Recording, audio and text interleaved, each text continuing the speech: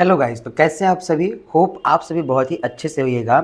और देखिए, dashing classes में आप सभी का बहुत बहुत स्वागत है सबसे पहले तो। और दूसरी बात, ये क्लास 10th में आ चुके हैं, तो क्लास 10th में आने के लिए भी आप सभी को कॉन्ग्रेचुलेशन। और देखिए, हम लोग इस वीडियो में शुरू करते हैं क्लास 10th मैथ्स। आज हम लोग सिलेबस को डिस्कस करेंगे, चीज़ों को समझेंगे कि कैसे कैसे जो है हमारा काम होता है, कौन कौन सा चैप्टर हमें पढ़ना है, कौन से चैप्टर से कितने नंबर का पेपर आता है। ये सारी चीज़ें जो है आज के इस वीडियो में हम लोग डिस्कस करेंगे। ठीक है, तो चलिए हम लोग शुरू करते हैं अपना सिलेबस डिस्कशन। देखिए, क्लास 10th मैथ्स का 2026 से 27 में जो भी आपके चैप्टर्स पढ़ने हैं उनको हम लोग डिस्कस करने वाले हैं। ठीक है, तो क्लास 10th में टोटल कितने चैप्टर्स पढ़ने हैं, तो आपको क्लास 10th में टोटल जो चैप्टर्स पढ़ने हैं, आपको 14 चैप्टर्स क्लास 10th में पढ़ने हैं। कितने चैप्टर? 14 चैप्टर, जिसमें आपका जो पहला चैप्टर होगा वो रहेगा रियल नंबर्स, दूसरा पॉलिनोमियल। क्लास 9th में पढ़ा था आपने, रियल नंबर भी आपने 9th में थोड़ा सा डिस्कस किया था। फिर जो है आपका तीसरा चैप्टर रहेगा pair of linear equations in two variable, जो कि क्लास 9th में लीनियर इक्वेशंस इन टू वेरिएबल से था ऑलरेडी, बस उसी को हम आगे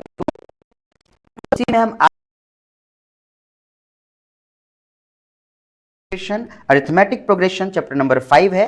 चैप्टर नंबर 6 आपका जो है ट्रायंगल रहने वाला है, और चैप्टर नंबर 7 जो है ये आपका रहने वाला है कोऑर्डिनेट। 8 आपका इंट्रोडक्शन टू ट्रिग्नोमेट्री, और फिर जो है आपका जो 9 चैप्टर है वो हाइट एंड डिस्टेंस है, जिसे हम लोग एप्लीकेशन ऑफ ट्रिग्नोमेट्री कहते हैं।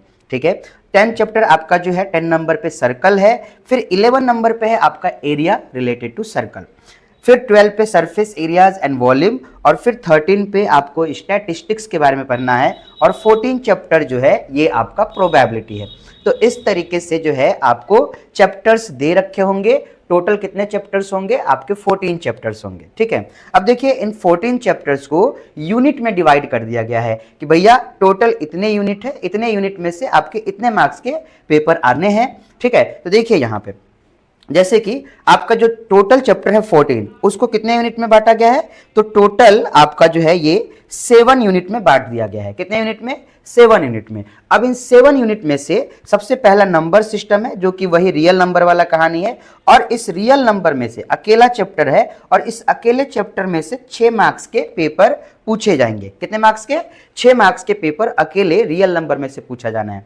ठीक है, फिर आ जाता है अलजेब्रा। देखिए, अलजेब्रा में कितने चैप्टर्स इंक्लूड है, तो अलजेब्रा में आपका chapter number 2 polynomial, chapter number 3 pair of linear equations in two variable, chapter number 4 जो कि है आपका क्वाड्रेटिक इक्वेशन, और चैप्टर नंबर 5 अरिथमेटिक प्रोग्रेशन। ये टोटल 5 चैप्टर है अलजेब्रा के अंदर, और इन पांचों चैप्टर को मिला करके आपके 20 मार्क्स के पेपर होने हैं।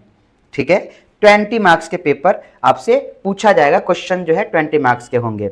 क्लियर है बात? फिर आ जाता है आपका यूनिट नंबर 3 जो कि है कोऑर्डिनेट ज्योमेट्री, और कोऑर्डिनेट ज्योमेट्री से देखिए आपको टोटल 6 मार्क्स के पेपर पूछे जाएंगे।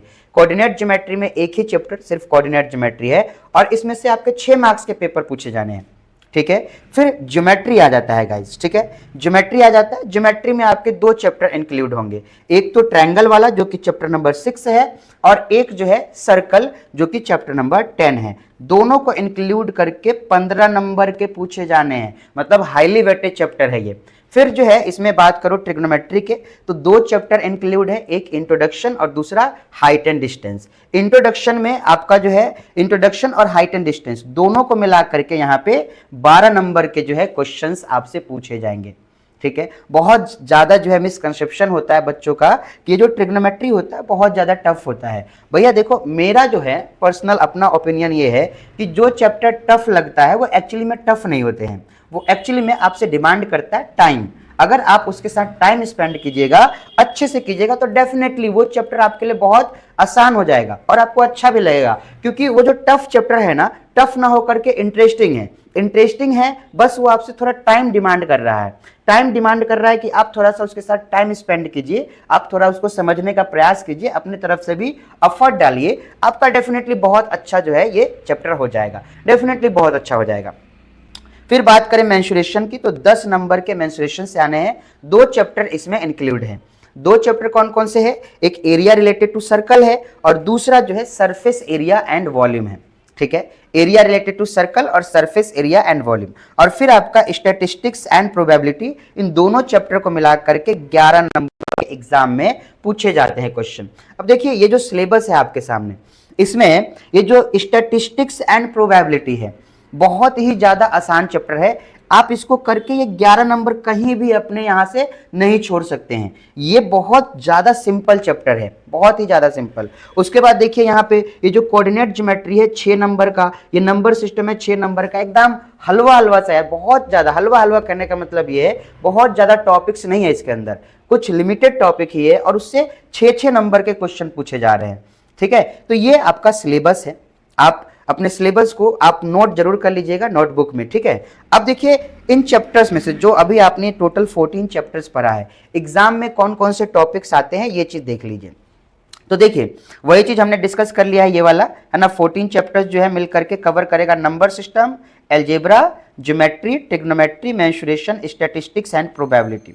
ठीक है, तो ये जो है चीजें हमने डिस्कस कर लिया है। ओके, अब चैप्टर वाइज टॉपिक अगर आप देखते हैं, चैप्टर वाइज टॉपिक कहने से मेरा क्या मतलब है, मेरा चैप्टर वाइज टॉपिक कहने से मतलब चैप्टर नंबर 1 है, रियल नंबर है, उसमें से आपको क्या क्या पढ़ना है, क्या क्या आपके सिलेबस में है। ठीक है, उसी तरीके से जो तो आपके सामने ये रियल नंबर का जो है टॉपिक है, आप इसको जो है एक बार देख लीजिए। रियल नंबर में भी देखिए आपको सबसे पहले रियल नंबर के बारे में पता होना चाहिए, फिर एक थ्योरम है फंडामेंटल थ्योरम ऑफ अरिथमेटिक, इसको कवर करेंगे, इसी का यूज करके एलसीएम और एचसीएफ निकालेंगे।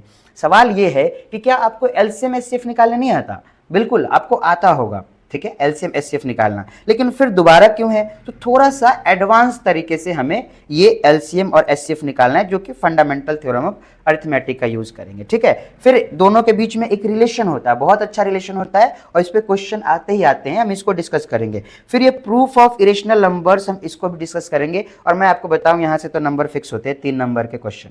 ठीक है, तो ये चीजें हमारे हमारे चैप्टर नंबर 1 रियल नंबर्स में है। फिर अगर मैं बात करूं पॉलिनोमियल का, तो पॉलिनोमियल में है, सबसे पहले आपको पॉलिनोमियल का इंट्रोडक्शन पता होना चाहिए, पॉलिनोमियल क्या होता है, फिर उसके बाद उसके टाइप्स के बारे में समझोगे, पॉलिनोमियल के जीरोज क्या होते हैं इस चीज के बारे में समझोगे, जीरोज का ज्योमेट्रिकल मीनिंग क्या है, और जीरोज और कोफिशिएंट में एक अच्छा रिलेशन होता है, इस पे क्वेश्चंस बनते हैं, इसके बारे में आप समझोगे। इजी चैप्टर है बहुत ज्यादा, ठीक है, बहुत ज्यादा इजी चैप्टर है ये।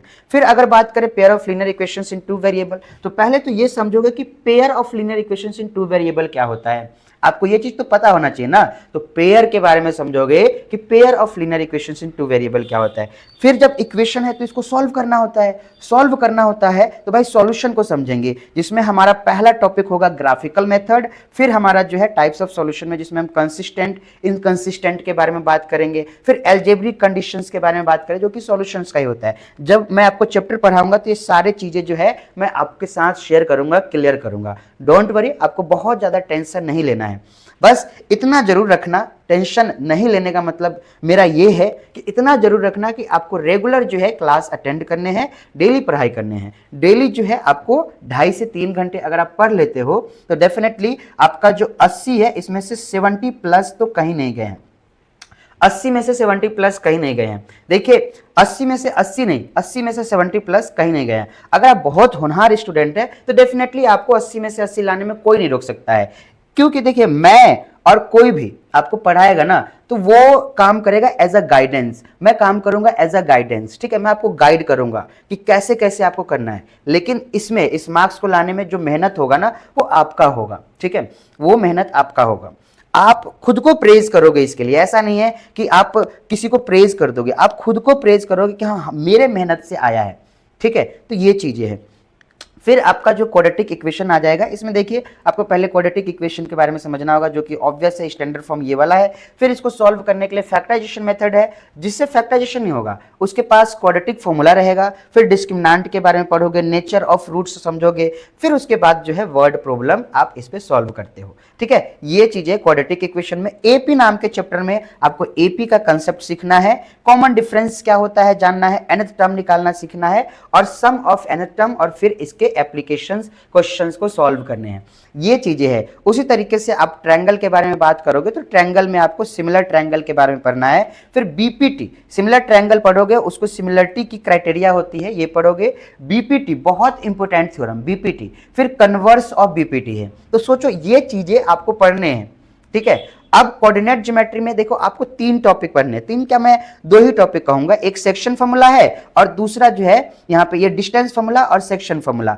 और बाकी इस पे क्वेश्चंस अच्छे अच्छे बनते हैं, ज्योमेट्री के से रिलेटेड प्रॉब्लम होते हैं तो अच्छे प्रॉब्लम इस पे बन जाते हैं, ठीक है। आपको देखिए चीजों को समझना है यार, फिर ये सारी चीजें आपके लिए बहुत सिंपल हो जाएगा। फिर ट्रिग्नोमेट्री पे आओगे, आप इंट्रोडक्शन पढ़ोगे, ट्रिग्नोमेट्रिक रेशियोज, कुछ स्पेसिफिक एंगल के ट्रिग्नोमेट्रिक रेशियोज निकालोगे, और फिर आइडेंटिटी जो कि प्रूफ वाले क्वेश्चन होते हैं जिससे बच्चे बहुत डरते हैं। पर एक्चुअली में इसमें डरने वाली कौन सी बात है, मैंने क्या कहा, ये आपसे टाइम डिमांड करता है। और दूसरा चीज ये है कि ये ऐसा चैप्टर है जिससे तुम डरते हो ना, ये ऐसा चैप्टर है जो कि तुम्हारा थॉट प्रोसेस बहुत अच्छा करता है, ये बहुत अच्छा थॉट प्रोसेस करता है। भैया आप सोच पाते हो, तो अलग अलग तरीके से सोच पाते हो, तो यार इतना बढ़िया चैप्टर है फिर भी तुम इससे डर जाते हो। बच्चे बहुत, क्योंकि हवा बहुत है ना, क्योंकि हवा बहुत है कि यार ये वाला चैप्टर बहुत टफ है, बहुत टफ है।